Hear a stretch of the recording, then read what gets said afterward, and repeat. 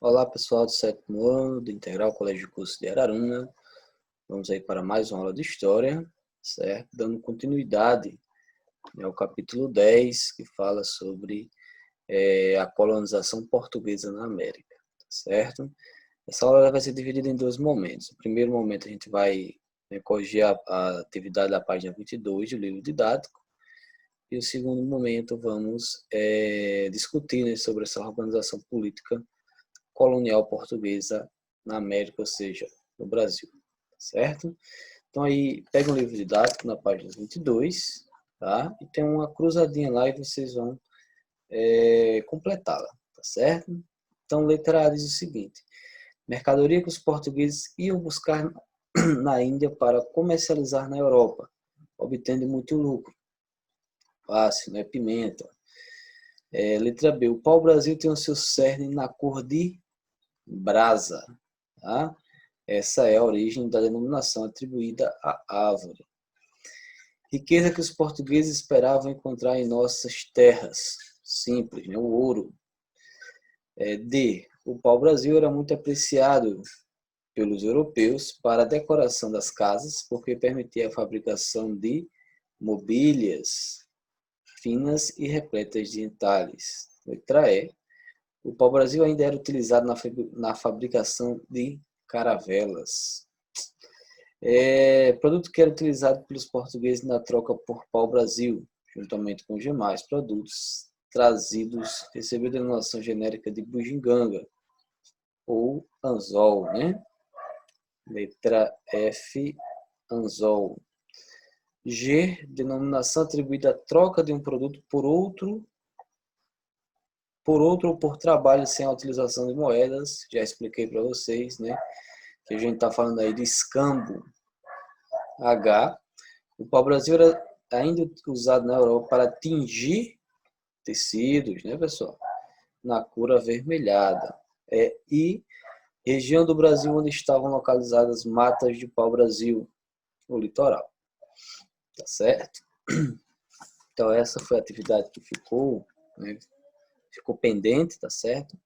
E agora vamos aí para a nossa aula, tá? Essa aula que a gente vai comentar hoje está na página 23, 24 e 25, tá? Página 23, 24, 25 e 26. Então, aí se vocês acompanham com o livro didático, porque aí vocês vão lendo também, né? E vão grifando alguma coisa, né? É bom fazer uma leitura antes no livro, porque aí quando o professor estiver falando, você já sabe onde é que está aquela passagem, tá? Ou aquilo que o professor está abordando. Então, a organização política colonial. Como é que os portugueses eles se organizaram, né? Antes disso, a gente teve o período pré-colonial, lembra? Teve as expedições guarda-costas, a presença estrangeira, principalmente dos franceses. Tá? É nesse momento que vai ter a prática do escambo, né, que a gente acabou de falar na atividade, a troca, né, que os índios trabalhavam e os portugueses davam alguns objetos ou bugigangas a esses indígenas. Tá? Tinha a extração do pau-brasil também, né, que era feito pelos indígenas a partir da prática do escambo. Tá? Eles, né, construíram também feitorias, tá? Não esqueçam disso, que serviam de depósitos e de proteção, né, para o litoral. E esse período, né, foi o momento que Portugal não se interessou tanto pelas terras brasileiras. Inclusive, ele estava empenhado, né, com o comércio das Índias, né, de especiarias, né, especiarias como a pimenta. E claro que logo depois esse comércio vai ter muita concorrência e vai entrar em crise, né, e é nesse momento que os portugueses, com a crise do comércio, né, com as Índias, vão se interessar mais pelas terras, né, que hoje é o Brasil.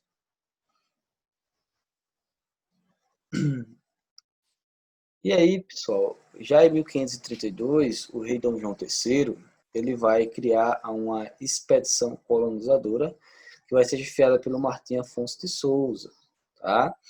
Nessa expedição, né, que vai ser em 1532, qual é o objetivo delas? Expulsar os estrangeiros, procurar ouro, prata, né, outras riquezas, fundar povoados, né, para garantir a defesa do litoral. Então era importantíssimo fazer essa povoação, porque ia mostrar para os estrangeiros que ali estavam, que Portugal estava interessado na terra, que estava povoando, que estava explorando a terra, certo?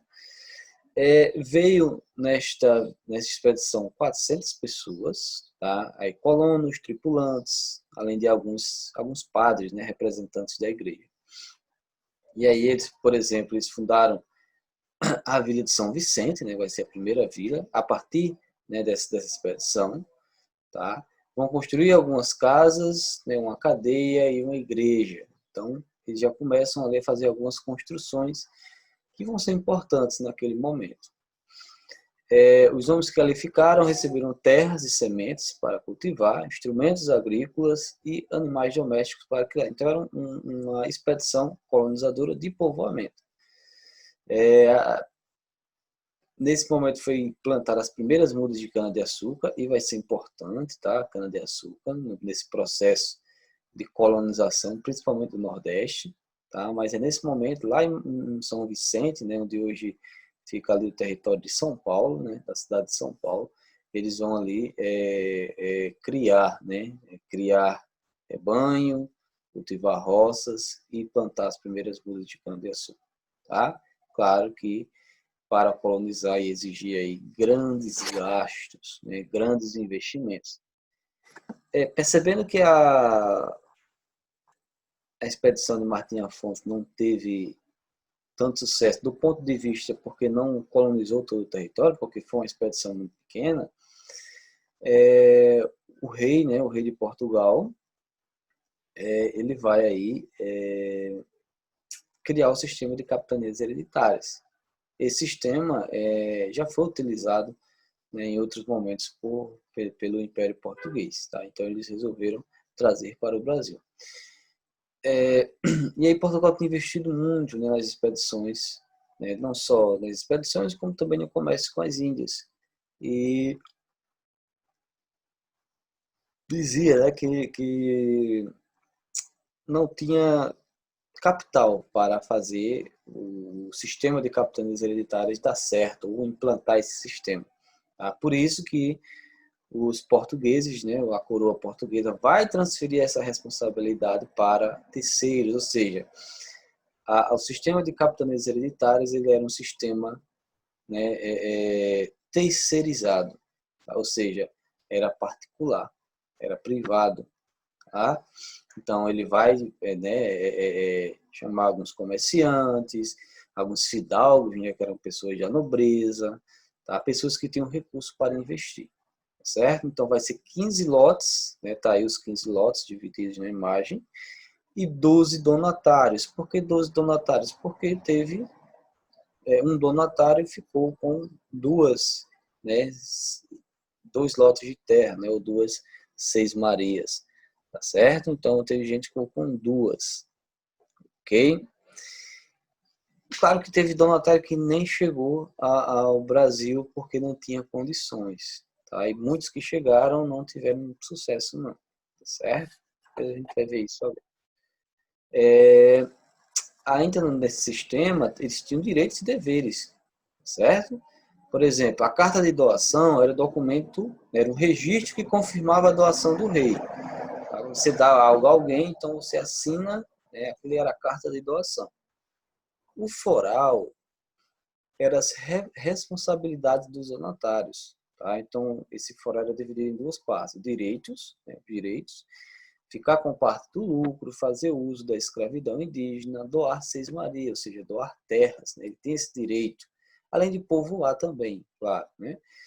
E tinha também os deveres, né? Passar parte desse lucro para a coroa, cuidar da capitania, cuidar, proteger também, né? Principalmente dos indígenas e dos estrangeiros, e claro, tinha o dever de povoar, porque era importante para Portugal que aquele território fosse povoado, porque facilitaria a colonização, tá certo? E aí, esse sistema ele vai durar até 1548, tá? Isso não quer dizer que ele tipo assim, que ele tenha acabado, né? O nome capitania ele tem acabado. Não. As capitanias ficaram com os mesmos nomes, né? Por exemplo, Capitania de Pernambuco. Né? Depois do término desse sistema, ele vai continuar como Capitania de Pernambuco, como Capitania de São Vicente, certo? Capitania de Itamaracá, Capitania da Bahia. Né? Esses nomes eles vão continuar, tá?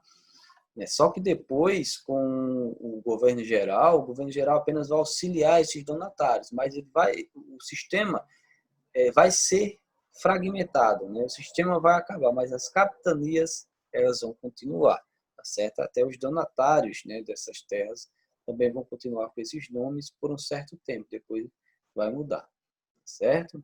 Foi logo quando chegou em 1548 e acabou, não foi bem assim, tá certo?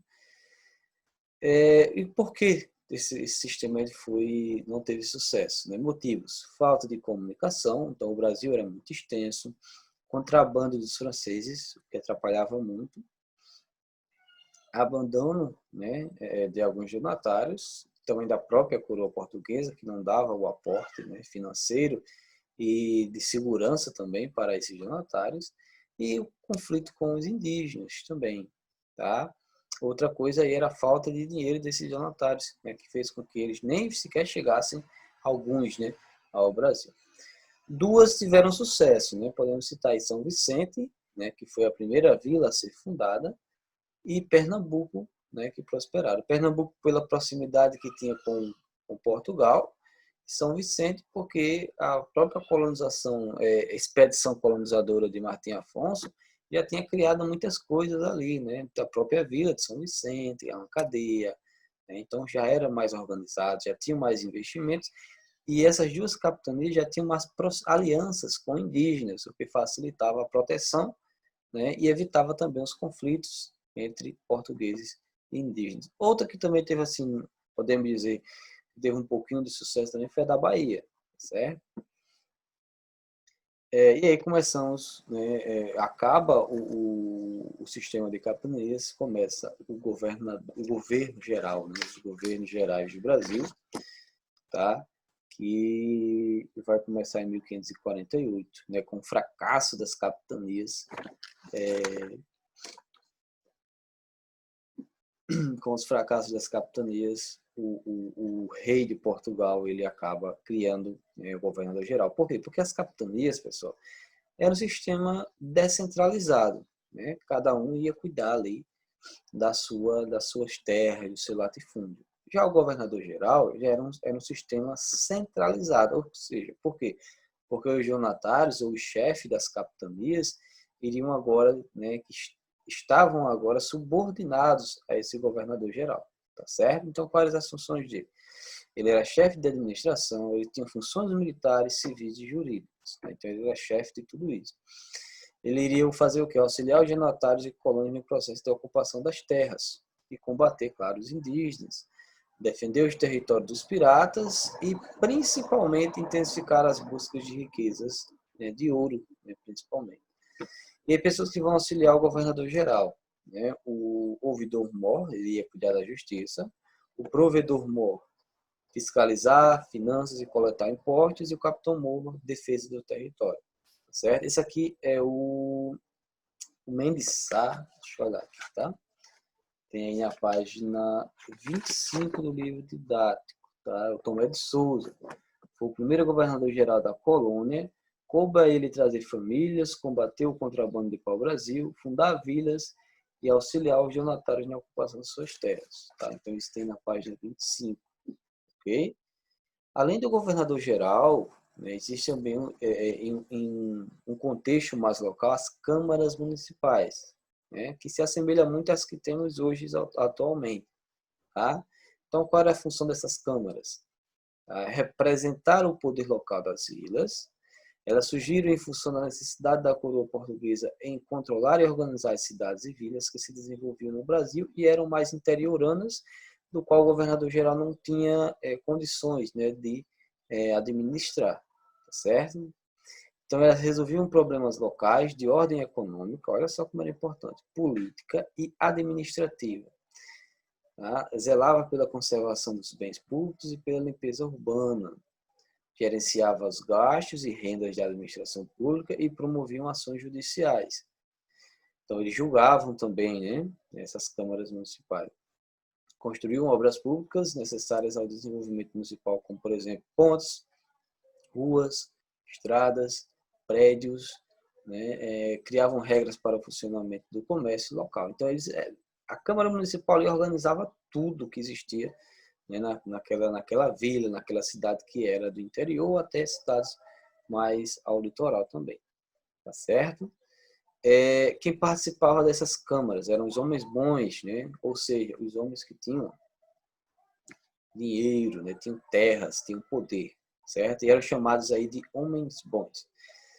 E algumas consequências, né? Elas geraram muitas desigualdades sociais. Por quê? Porque favoreciam apenas quem tinha poder, né? No caso, os homens bons.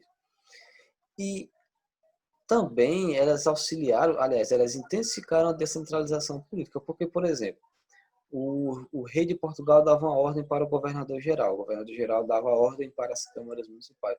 Mas nem sempre essas câmaras municipais, que eram pessoas de ricas, né, obedeciam os reis de Portugal e o governador-geral. Por quê? Porque não tinha fiscalização. O Brasil era muito grande.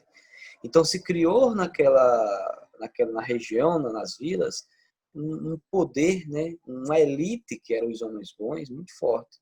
E isso gerou, claro, uma descentralização política, porque nem todas elas obedeciam a quem vinha, né, quem estava ali no poder, que era o governador-geral, e depois, e mais acima, o rei de Portugal. Certo? Então essa é a nossa aula de hoje. Espero que vocês tenham gostado, que vocês tenham entendido. Tá certo? Qualquer dúvida, deixa aqui no chat, tá? Que eu vou aí responder, que a gente vai discutir. Tá certo? Então, uma tarde e até mais.